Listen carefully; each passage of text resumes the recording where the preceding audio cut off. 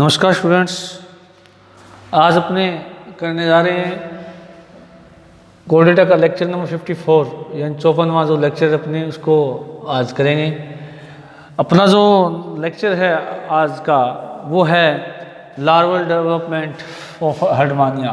Larval development of Herdmania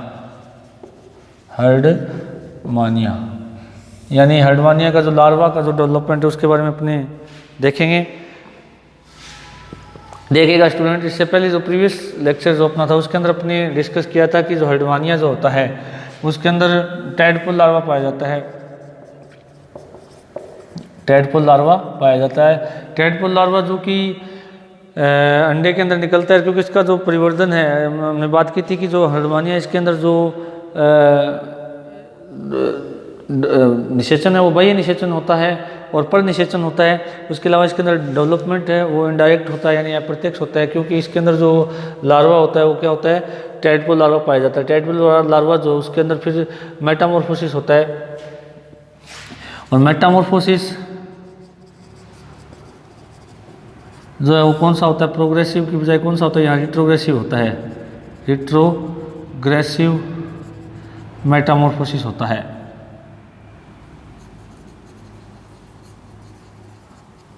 retrogressive Metamorphosis होता है। Retrogressive Metamorphosis में आपको बताया था कि इसकी लार्वा अवस्था जो होती है जिसके अंदर कोऑर्डिनेट के तीनों कैरेक्टर पाए जाते हैं, जबकि इसकी जो अडल्ट स्टेज होती है इसके अंदर कोऑर्डिनेट के कैरेक्टर जो हैं केवल एक ही पाए जाते हैं, केवल गिलिसलेट पाए जाते हैं। इसलिए इसकी लार्वा अवस्था अधिक डेवलप होती है तुलना में इसके अडल्ट के। तो इसलिए क्या होता है कि लार्वा अवस्था अधिक विकसित होती है और कम विकसित अडल्ट के अंदर चेंज हो रही है। तो इसलिए इसका कौन सा मेटामॉर्फोसिस होता है, अधोगामी या रिट्रोग्रेसिव मेटामॉर्फोसिस कहलाता है।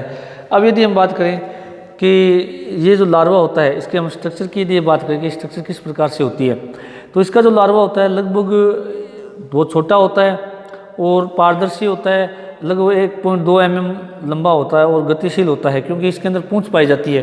गति करने के लिए क्या होती है, पूंछ होती है। लंबाई कितनी होती है, 1.2 सेंटीमीटर 1.2 mm होती है। और जो शरीर जो होता है इसका टेस्ट या चोल से ढका रहता है, क्योंकि इस टेस्ट या चोल का जो इसके अंदर स्त्राव है वो एक्टोडर्म के द्वारा किया जाता है। और उसके अलावा इसके शरीर जो है दो भागों में बंटा होता है, पहला सिर और धड़ या जिसको कहते हैं सिर या धड़, हेड या ट्रंक जिसको हम कह सकते हैं। और जो छोटा भाग होता है उसके बाद में जो सबसे बड़ा भाग होता है वो क्या होती है, इसकी पूंछ होती है।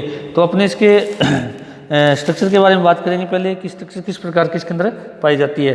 तो सबसे पहले यदि हम बात करें इसके टैडपोल लार्वा कैरेक्टर की, और मैं आपको ये बता देता हूँ बहुत इंपॉर्टेंट कैरेक्टर, बहुत इंपॉर्टेंट टॉपिक है ये, क्योंकि हर्डमानिया के अंदर क्या होता है कि एक तो इसकी फेरिंग्स वाला जो यानी डाइजेस्टिव सिस्टम वाला जो भाग है वो बहुत इंपॉर्टेंट है। दूसरा जो इंपॉर्टेंट इसके अंदर क्वेश्चन बनता है वो इसके मेटामॉर्फोसिस पे बनता है कि इसके अंदर किस प्रकार का मेटामॉर्फोसिस पाया जाता है, जो कि छोटा क्वेश्चन आता है, प्रोग्रेसिव है या रिट्रोग्रेसिव है। यदि रिट्रोग्रेसिव है तो क्यों है, उसके क्या कारण है, तो वो इसके अंदर एक क्वेश्चन बनता है। दूसरा इसके अंदर स्ट्रक्चर ऑफ टैडपोल लार्वा, वो भी बहुत इंपॉर्टेंट एक टॉपिक है, तो उसकी अपने बात करेंगे। तो सबसे पहले हम स्ट्रक्चर ऑफ टैडपोल की बात करते हैं। इसके अंदर सबसे पहले हम क्या करते हैं, स्ट्रक्चर देखते हैं। डेवलपमेंट के अंदर क्या देखेंगे, सबसे पहले structure of larva, tadpole larva लिख दें अपने, टैडपोल लार्वा ऑफ हर्डमानिया। तो इसके हम पहले स्ट्रक्चर की बात करेंगे, कैसे स्ट्रक्चर पाई जाती है। उसके बाद में इसके एम्ब्रियोनिक डेवलपमेंट की हम बात करेंगे, क्योंकि स्ट्रक्चर देखेंगे लार्वा का तब भी हमें पता लगेगा कि वास्तव में उसके अंदर किस प्रकार का मेटामॉर्फोसिस होता है, क्यों, क्या रीजन है उसके अंदर। तो सबसे पहले यदि हम बात करें इसकी लंबाई 1.2 mm होती है। इसकी लंबाई कितनी होती है टैडपोल लार्वा की, 1.2 mm लंबी होती है। और लगभग ये टैडपोल लार्वा चम्मच के आकार का यूँ कह सकते हैं कि इस प्रकार से इसकी स्ट्रक्चर होती है। इसलिए इसे साधारण भाषा के अंदर हम कह सकते हैं बेंगची या भेक शिशु या टैडपोल के समान लगता है, इसलिए इसको क्या कहा गया है, टैडपोल लार्वा। इस तरह से इसकी लंबाई होती है, जो अपने आगे डिटेल में देखेंगे। दूसरा, शरीर क्या होता है, छोटा पारदर्शी शरीर, छोटा व पारदर्शी होता है। पूरे शरीर पर टेस्ट या चोल पाया जाता है जो कि एक्टोडर्म द्वारा स्रावित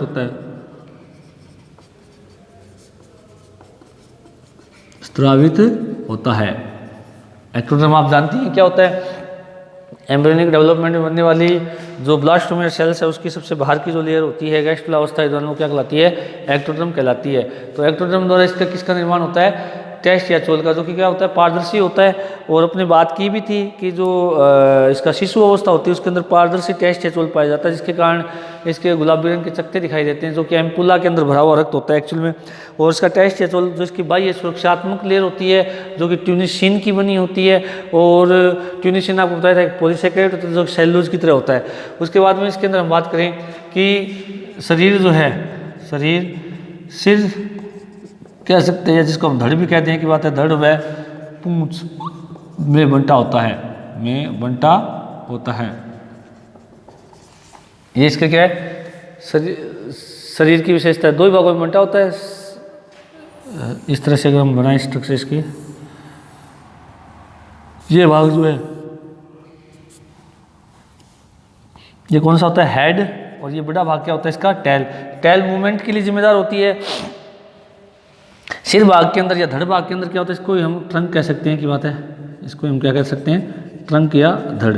तो सिर या धड़ के अंदर क्या होता है? इसके जो जितने भी आंतरांग वो पाए जाते हैं। और पूंछ वाली जो भाग होती है इसके अंदर हम स्ट्रक्चर में देखेंगे कि जो इसके यानी जो नोटोकॉर्ड और नर्वकॉर्ड है वो पूरी पूंछ भाग में फैली होती है। और ये जो सिर व धड़ भाग होता है इसके अंदर इसकी फेरिंग्स होती है, गिल स्लिट्स होते हैं, हर्ट होता है। उसके अलावा डाइजेस्टिव ट्रैक्ट जितना भी है वो सारा पाया जाता है। एडिहेसिव पेपिली जो है वो पाई जाती है। उसके अलावा ब्रेन का जो अपने नर्वकॉर्ड का आगे का भाग जो है सेंसरी पेपिला जिसको बोलते हैं वो पाया जाता है। उसके अलावा इसके अंदर सेंसरी पेपिला के अंदर जो है दो स्ट्रक्चर्स पाई जाती है, ओटोसिस्ट और ओसिलिस जो कि फोटोरिसेप्टर ऑर्गन होते हैं, और ओटोसिस्ट जो होते हैं वो इसका संतुलनकारी अंग होते हैं। तो वो सारी स्ट्रक्चर कहाँ पाई जाती है? इसके सिर या धड़ भाग के अंदर पाई जाती है। और टेल भाग जो है इसके अंदर वो क्या है? मोस्टली नोटोकॉर्ड और नर्वकॉर्ड को शो करती है। नोटोकॉर्ड या नर्वकॉर्ड पाई जाती है जो तैरने में क्या होती है? सहायक होती है। तो ये इसका क्या है? एक सामान्य बात। अब अपनी बात करते हैं इसके धड़ भाग की। किस धड़ भाग के अंदर क्या होते हैं, क्या क्या विशेषताएं पाई जाती है? तो सबसे पहले हेड या ट्रंक अगर अपने इसका देखें, सबसे पहला भाग कौन सा है? हेड या ट्रंक, इसको हिंदी में कहते हैं सिर या धड़।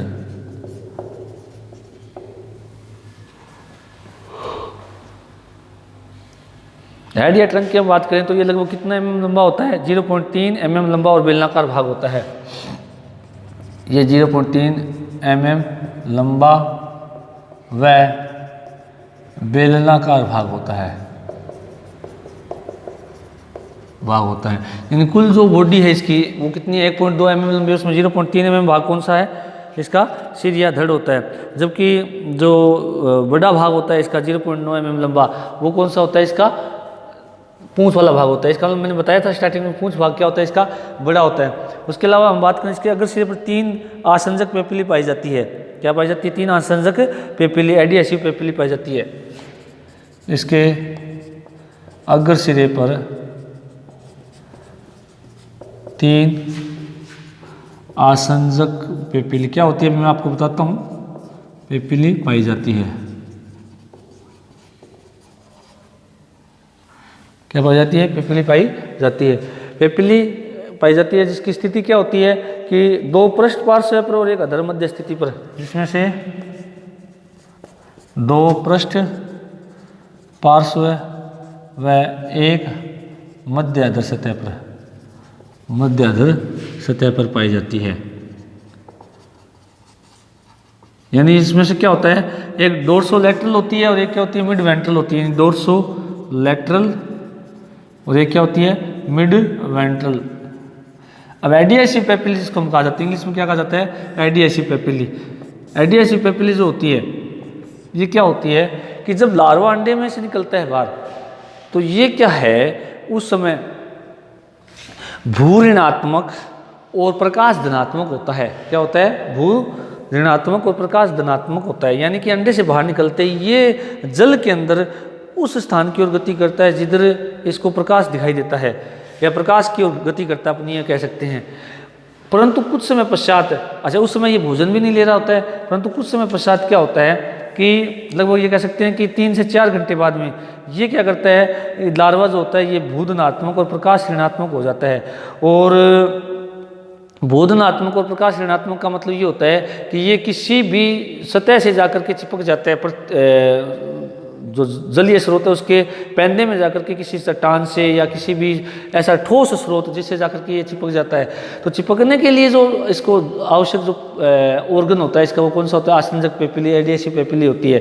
तो ये जो आसंजक पेपिली है ये क्या होती है? चिपचिपे पदार्थ का स्त्राव करती है, और चिपचिपा जो पदार्थ है वो इसको क्या है कि उस ठोस सतह से चिपकाए रखने का काम करता है। कौन? आसंजक पेपिली, जिसकी ये संख्या में कुल कितनी होती है? 3 होती हैं। और अगर सिरे पर होती है, जैसे अपना स्ट्रक्चर बनाएंगे उसमें आएगा इस तरह से, यहाँ इस एरिया के अंदर होती है 1 2 और 3 यहाँ होती है, जिसमें से 2 तो कौन सी? पृष्ठ पार्श्व डोर्सोलैटरल स्थिति पर होती है, डोर्सल पोजीशन पर साइड में होती है, यानी ऊपर की ओर साइड में होती है, और एक क्या होती है? बीच में होती है। तो ये क्या कहलाती है? Mid ventral. तो ये इस एरिया के अंदर होती है, और ये होती है एडियासिव पेपिली। तो एडियासिव पेपिली से फिर ये यूँ इस तरह से चिपका रहता है, इसका सिर नीचे की ओर, पूंछ क्या रहती है? ऊपर की ओर रहती है। और कब? अंडे में से निकलने के 3 से 4 घंटे बाद में ये क्या है? चिपक जाता है। तो चिपकने के लिए कौन काम करते हैं? इसके एडियासिव पेपिली। उसके बाद में यदि हम बात करें कि ये जो एडियासिव पेपिली होती है एक्टोडर्मल सेल्स की बनी होती है, जो कि मैंने बता दिया कि चिपकाए रखने का काम करती है। ये एक्टोड्रम की बनी व इसको किसी ठोस सतह से चिपकाने का काम करती है, का कार्य करती है, चिपकाने का कार्य करती है। कौन है? ये एडियासिव पेपिली। अब हम बात करते हैं, मैंने बताया था अभी इसके अंदर ब्रेन की बात करते हैं, जो कि सेंसरी पेपिला होता है। ब्रेन जो इसका कहते हैं वो बहुत इंपॉर्टेंट भाग है, जिसकी सहायता से इसकी पूरी बॉडी की कंट्रोलिंग होती है। तो सेंसरी पेपिली क्यों कहा गया इसको? यानी ब्रेन नाम की बजाय क्या रखा गया? Sensory papillae. क्यों रखा गया इसका सेंसरी पेपिली है, जिसको हम कहते हैं संवेदी आशय? क्योंकि संवेदनाओं को ग्रहण करने में इसका बहुत बड़ा योगदान है। उसके अंदर क्या है कि 2 मुख्य चीज़, एक तो होता है इसके अंदर ओसिलस और एक होता है ओटोसिस्ट। ओसिलस जो होता है वो 2 होती है इसके अंदर, और ओटोसिस्ट जो होता है वो संख्या में कितना होता है? 1 होता है। तो दोनों जो ओसिलस होती हैं वो क्या करती है? इसके प्रकाश संवेदी अंग होते हैं। क्या होती है? प्रकाश संवेदी। इसमें से एक तो एंटीरियो वेंट्रल ओसिलस होती है, एक होती है पोस्टीरियो डोर्सल ओसिलस। यानी एक तो पोस्टीरियो डोर्सल पोजीशन पे होती है और एक एंटीरियो वेंट्रल पोजीशन पर होती है। तो एंटीरियो वेंट्रल और डोर्सल पोस्टीरियर जो पोजीशन है उसके ऊपर क्या है? ये 2 ओसिलस इसकी पाई जाती है, जो फोटो रिसेप्टर ऑर्गन होते हैं, इसके प्रकाश संवेदी अंग होते हैं। राई प्रतिबिंब नहीं बनता, केवल प्रकाश और अंधकार का ज्ञान करते हैं। उसका रीजन क्या है? क्योंकि मैंने बताया कि जब अंडे से बाहर निकलता है तब इसकी इंपॉर्टेंस बढ़ जाती है। कारण उसका रीजन क्या है? क्योंकि जैसे अंडे से बाहर निकलता है तो ये फोटो पॉजिटिव बिहेव शो करता है। तो फोटो पॉजिटिव बिहेव शो करने के लिए इसके जो ओसिलस होते हैं वो क्या इसके लिए जिम्मेदार होते हैं। और मैं आपको बताता हूँ कि इसके अंदर एक ओटोसिस्ट भी पाया जाता है सेंसरी वेजाइकल के अंदर। तो वो सेंसरी वेजाइकल या ब्रेन के अंदर पाया जाने वाला ओटोसिस्ट है वो इसका संतुलनकारी अंग है। क्योंकि मैंने क्या होता है कि जब अंडे से बाहर निकलता है तो ये क्या रहता है कि जल के साथ इस तरह से ऊपर की ओर रहता है। तो जिसके कारण क्या है कि इसको संतुलन की स्थिति में बनाए रखने के लिए, यानी सिर भाग ऊपर की ओर रहता है, किधर? जल की सतह की ओर। तो इस तरह से संतुलन बनाए रखने के लिए ओटोसिस्ट जिम्मेदार हैं। और चूंकि जल की सतह के ऊपर की ओर क्या होता है? प्रकाश होता है। तो प्रकाश का ज्ञान कराने के लिए इसके अंदर ओसिलस जिम्मेदार होते हैं, जो 2 होती हैं। कौन कौन सी पोजीशन होती है? एंटीरियो डोर्सल और पोस्टीरियो वेंट्रल पोजीशन के अंदर होती हैं। तो वो दोनों ही जो ओसिलस हैं वो इसको क्या है? प्रकाश का ज्ञान कराने के लिए जिम्मेदार होती है। और उसके बाद में क्या होता है कि जैसे ही 3 से 4 घंटे बाद में क्या होता है, ये अपने सिर भाग को इस तरह से नीचे की ओर ले जाता है। तो उस समय क्या होता है? एडियासिव पेपिली इसको किसी भी तल से, यानी उस समय ये किधर चला जाता है? किस तरह से संतुलित हो जाता है? उस समय ये जो कोई भी जलीय स्रोत है उसके तल के अंदर कोई भी ठोस वस्तु पड़ी उससे चिपक जाता है इस प्रकार से।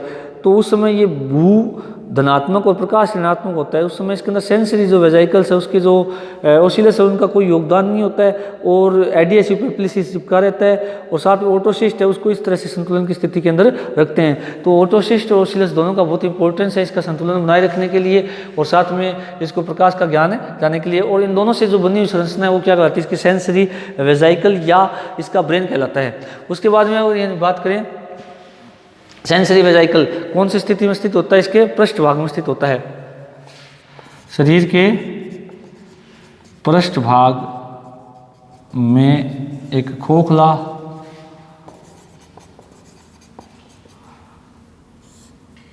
संवेदी सेंसरी वेजाइकल स्थित होता है। हिंदी में क्या कहेंगे, संवेदी आशय। अब आशय का मतलब क्या होता है, वेजाइकल का मतलब खोखली संरचना ही होती है, एक अंडाकार खोखली संरचना होती है। अब देखिएगा स्थिति होती है जिसको हम ब्रेन भी कहते हैं और ये जो है ये कोशिकाओं के एकल परत का क्या होता है, बना होता है। इसके अंदर मैंने बताया दो क्या पाए जाते हैं, ओसिलस पाए जाते हैं जिसमें एक पोस्टीरियर डोर्सल पोजीशन पे होता है और एक एंटीरियर वेंट्रल पोजीशन पे होता है। ये बात मैंने भी आपको बताई है, पाया जाता है। इसे इसका ब्रेन भी कहते हैं, ब्रेन भी कहते हैं। इस सेंसरी वेजाइकल में दो ओसिलस पाए जाते हैं जिसमें से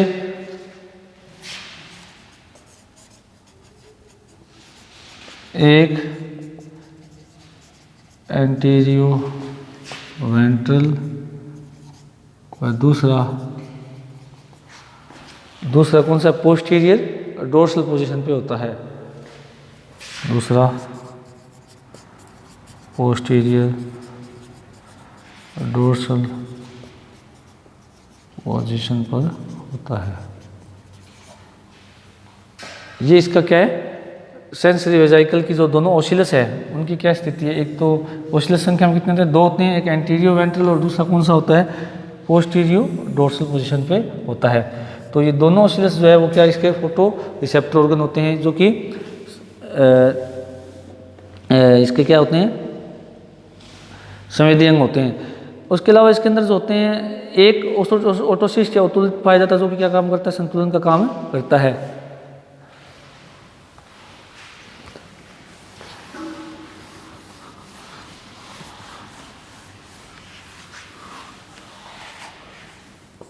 इस सेंसरी वेजाइकल में एक ओटोलिथ या ओटोसिस्ट भी पाया जाता है जो कि संतुलन का कार्य करता है। कौन, इसका ओटोसिस्ट या ओटोलिथ। इस तरह से आप इसकी थोड़ी देखें हमने स्ट्रक्चर,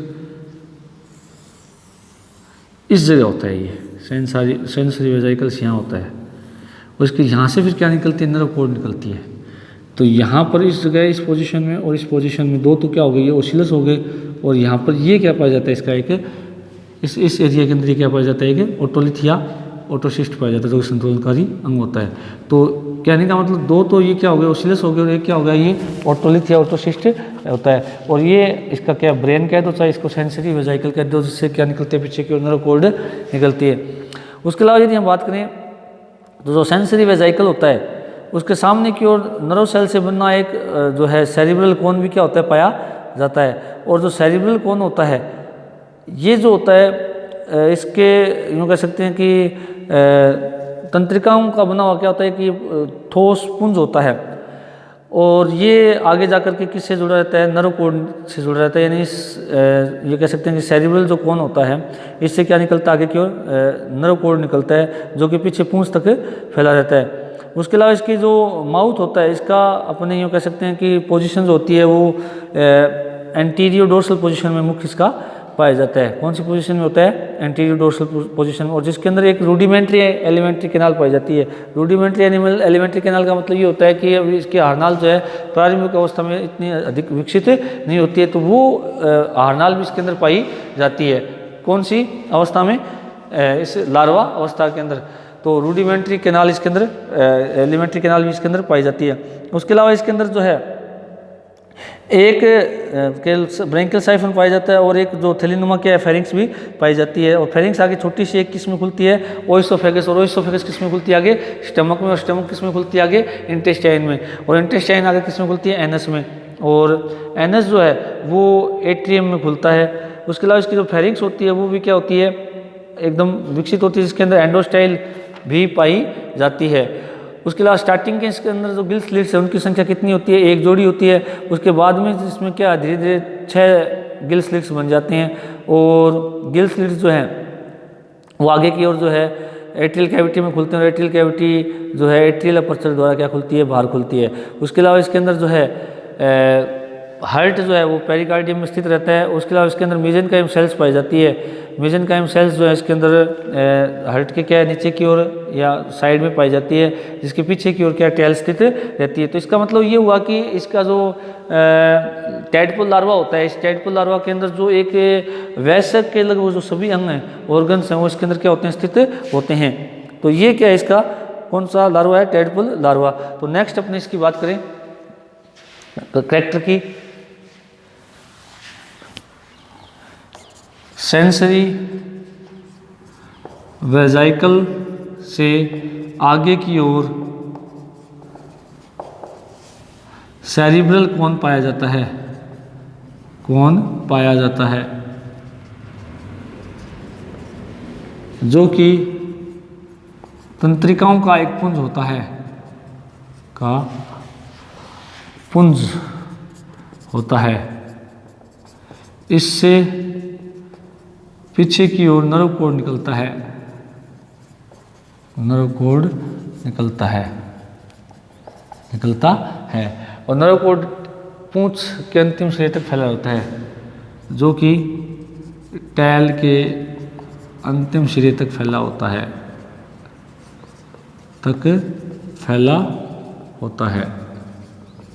क्या इसका? Nerve code. नर्व कोड इसके अंदर क्या है? टैल के अंतिम सिरे तक क्या होता है? फैला हुआ होता है। उसके अलावा यदि हम बात करें, इसके अंदर जो है माउथ पाया जाता है।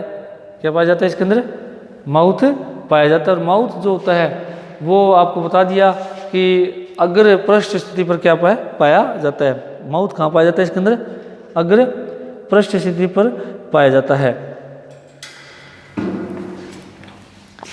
इसमें माउथ एंटीरियर डोर्सल पोजीशन पर पाया जाता है। माउथ से आगे फेरिंक्स, ओइसोफेगस, इंटेस्टाइन व रेक्टम व एनस पाया जाता है। एनस भी पाई जाती है। एनस क्लोएका के रूप में एट्रियल अपर्चर के पास खुलती है,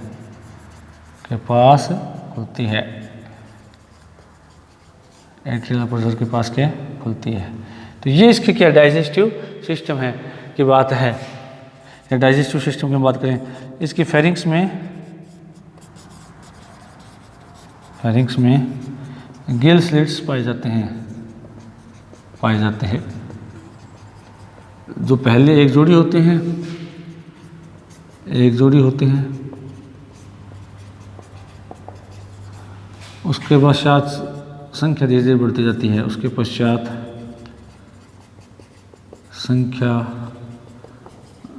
बढ़ती जाती है। क्या संख्या बढ़ती जाती है। तो ये इसके क्या है फेनिक्स की बात है।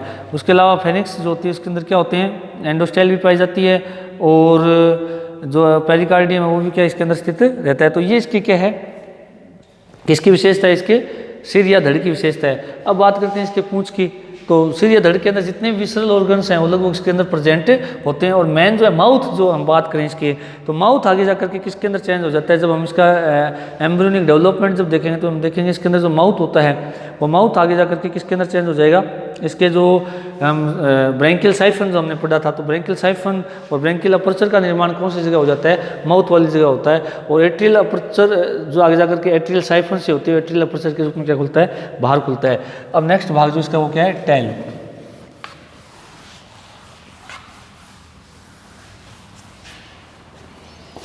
दोनों भाग कौन सा है टेल। ये 0.9 mm लंबी होती है। कितनी mm लंबी होती है 0.9 mm लंबी होती है। मैंने बताया था बड़ा भाग यही होता है। और ये इसका कौन सा पार्ट चलने का क्या है भाग होता है जो कि पार्श्व से दबी होती है और सिरों पर क्या होती है नुकीली होती है। क्या होती है पार्श्वों से दबी होती है और सिरों से क्या होती है नुकीली होती है। इसके अंदर ये विशेषता है इसकी ये इसका चलने में सहायक अंग होता है। चलने में सहायक अंग है। ये पार्श्व से दबी हुई व आगे से नुकीली होती है। क्या होती है नुकीली होती है। नोटोकॉर्ड व नर्वकॉर्ड दोनों इसमें स्थित रहते हैं। दोनों क्या इसमें स्थित रहते हैं नोटोकॉर्ड और नर्वकॉर्ड। ये नोटोकॉर्ड और नर्वकॉर्ड जो दोनों इसके अंदर पाए जाते हैं जो कि यूँ कह सकते हैं कि इसकी जो दोनों का जो मैक्सिमम भाग है दोनों का जो यूँ कह सकते हैं अधिकतम भाग है वो किसके अंदर रहता है इसके पूंछ भाग के अंदर रहता है। इसी कारण इनको यूरोकॉर्डेटा भी कहा गया क्योंकि नोटोकॉर्ड और नर्वकॉर्ड कहाँ प्रेजेंट रहते हैं इसके पूंछ भाग के अंदर प्रेजेंट रहते हैं। नोटोकॉर्ड जो होता है वो एक अक्षीय दंड की भांति होता है ये आपको बताया हुआ है क्योंकि नोटोकॉर्ड की विशेषता ये होती है कि जो सहारा प्रदान करने वाली एक क्षणनुमा क्या होती है कि संरचना होती है। उसके अलावा इसकी जो नोटोकॉर्ड का तो थोड़ा सा भाग है वो धड़ क्षेत्र में भी निकला रहता है। उसके अलावा नोटोकॉर्ड के ऊपर की ओर क्या पाया जाता है खोखला जो क्या है वो नर्वकॉर्ड पाया जाता है। ये आपको बताया था नर्वकॉर्ड जो है वो गैंग्लिया बना होता है और गैंग्लिया जो है वो किसके होते हैं नर्व सेल के बने रहते हैं। उसके अलावा जो नोटोकॉर्ड के नीचे की ओर एंडोडर्मल सेल्स का जो एक स्ट्रैंड पाया जाता है और जो कि स्ट्रैंड जो है वो क्या काम करता है इसको मायोटोम्स यानी पेशी आदि पेशी खंडों का बना होता है। आदि पेशी खंड का जो बना होने के कारण क्या है कि इसको एक तो वो दृढ़ता प्रदान करता है साथ में कौन है मायोटोम्स के जो बनी हुई जो छड़ें हैं वो क्या प्रदान करती है तो इसको सहारा प्रदान करती है पूंछ को। दूसरा जब ये मूवमेंट करती है पूंछ तो मूवमेंट करने से पूरी बॉडी में मूवमेंट होता है तो उसके अंदर जो मौजूद मायोटोम्स हैं वो क्या करते हैं हमेशा संकुचन और शिथिलन करते हैं। तो इस प्रकार ये इसकी क्या होती है टेल होती है। तो इसके कल अपने स्ट्रक्चर देखेंगे किसकी इसके टैडपोल लार्वा की। और आज अपने दोनों टैडपोल लार्वा के दोनों जो भागों को पढ़ लिया उसके वो अपने स्ट्रक्चर से देखने का प्रयास करेंगे कि दोनों के अंदर जो अपने आज जितनी भी बातें पढ़ी हैं उनको विद डायग्रामेटिकली कि किस प्रकार से वो लार्वा के अंदर पाई जाती है। Thank you.